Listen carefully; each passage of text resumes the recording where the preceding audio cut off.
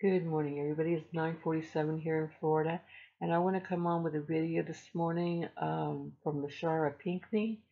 She's a dear, dear sister of mine, you guys. She is, well, we call each other twins because we're so much alike. But there is one thing that we're different in. I can cry like a baby at the drop of a hat. I'm super sensitive, and well, it takes a whole lot to jar Lashara. Okay, and in this video, well, you'll see, she's crying, and it's the only video, the only time I've ever known for Shara to cry, period. And I just want us to all send out our prayers to her because she is in South Carolina. She's normally very, very close to the beach. She's like 10 minutes away or something like that. And um, but she has got a motel room, and this is closer inland, you guys, near her family. And I just wanted to share this with you and share this video with you guys. It's going to touch your heart. And I just want to let Keeping the Faith, Hilda, and Amanda know that I told Lashara that you guys are praying for her, and she was like, "Aw," She said, "Tell him I said thank you so very much." So I'm telling you, she was very, very touched, you guys, and I just want to ask our Father to please protect her, and I know He will. He's got Lashara in His hands. She's very, very special. Um,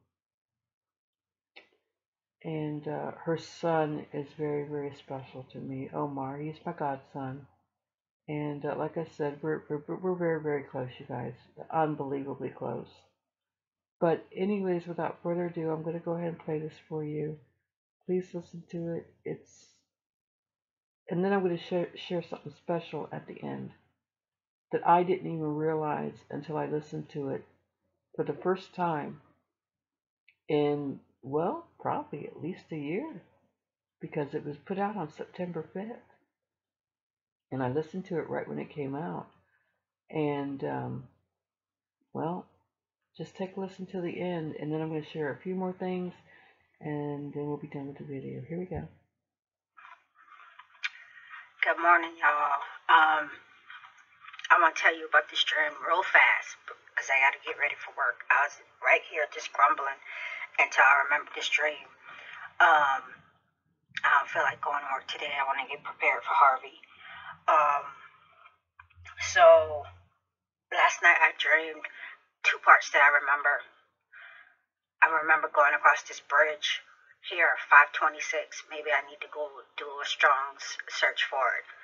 And I saw a cluster of looked like gumdrops, like 5 or 6, and I set my camera on my lap, pointing up to the sky to try to get this thing on film because it was dark. It was dark, and this cluster of orangey red looking things, more orange, was in the sky. And I was like, oh my gosh. So I'm looking down through the camera to see if it's picking up. I don't want to be looking up and holding my camera like that.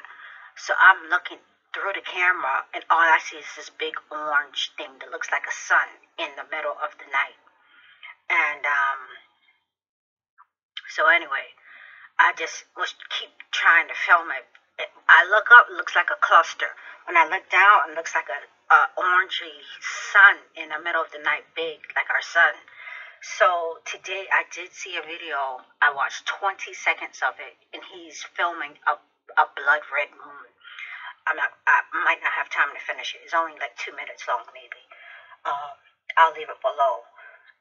So I believe this has something to do with my dream. Maybe it's an unscheduled blood moon, he's saying. And by the way, Lashara is very, very prophetic, you guys. Like Amanda, they're both very prophetic, and Colleen. unbelievably prophetic. But I'll just leave it at that. But and you guys know about my fifth blood red moon dream, right? Well, some of you do, but if you don't, go check it out. There's 5 parts of it that have already come true, and for her to say that, and I don't even remember that, you guys, her saying that in this. And a couple different people have told me that there have been unscheduled blood moons in the last week, I think it was. But anyways, here we go. So you guys, I was in a shelter, and I was sitting between two people.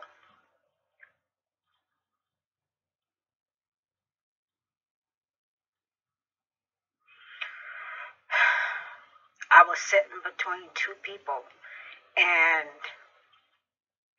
it seemed as if I was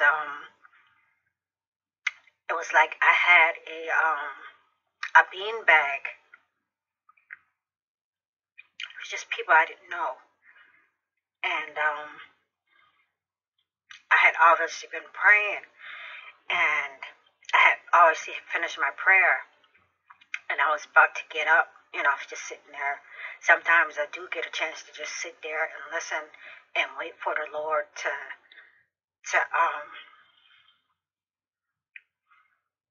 She's see what He crying. has to say. She's crying, you guys. She's gonna make me cry.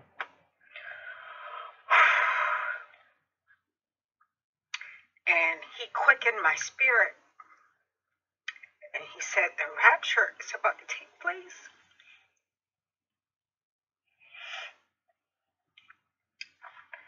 I try not to do this. So He quickened my spirit, and I heard a word of knowledge, and He said the rapture is about to take place. And when He quickened my spirit, I almost felt like this, like I was shocked. I was like this, and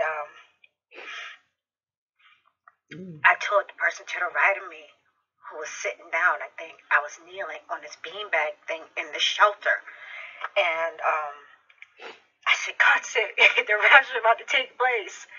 And I was like, God told you the rapture is about to take place. Amen.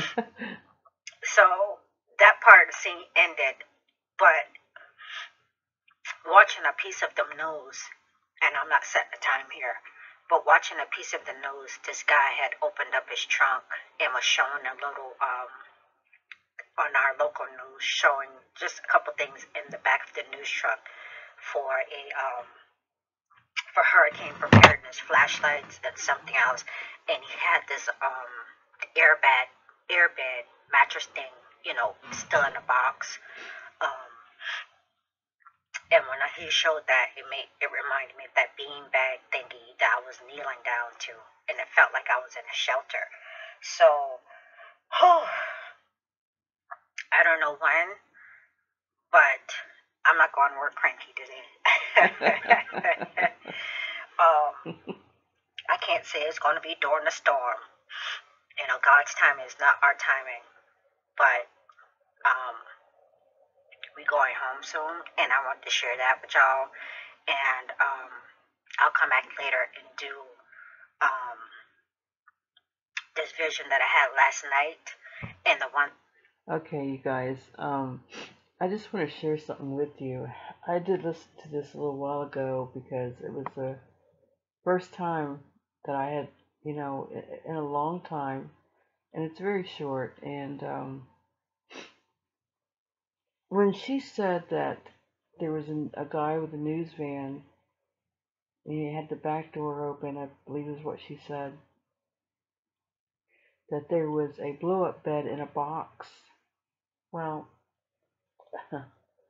I just want to let you guys know that right here in my living room right now, I have a blow up bed in a box. It's never been opened. It's not open. Um, that kind of blew me away because I forgot all about that. I forgot all about that. Now, I did question her extensively because you guys know I do dreams and that, and at the time that this happened, when she had this dream, I wanted to know what she felt about that shelter. And it was not a FEMA camp. It was a shelter. And, like I said, I talked to Lashara yesterday and the last few days. And I'm sorry, she had me crying too. uh, I said to her on the phone, I said, you remember your dream, right? She's like, oh, yeah. And I said, that might not mean just a shelter. That might have meant that you're going to need shelter. Okay? And she's like, yeah, I can see that. And when I talked to her, it wasn't like it was something, like I said, like a FEMA camp. She said it was just like a normal shelter. And nothing, there was no fear in her in there and this and that, uh, as far as any kind of, well, anything to do with war or a FEMA camp or anything like that she'd been taken or anything like that. It was just people, regular people around her, and she just, felt that it was just a regular shelter. And just to let you guys know, she is going to be safe. She is going to a hotel room and more inland near her family, and she's gonna be safe. Period. The Lord's got her. She's in His hands. Period. I know that with all my heart. And now, could this be it? I don't know.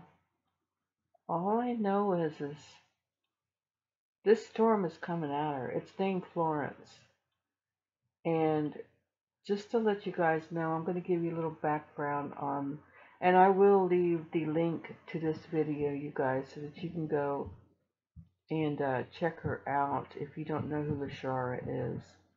Like I said, she's my bud, period.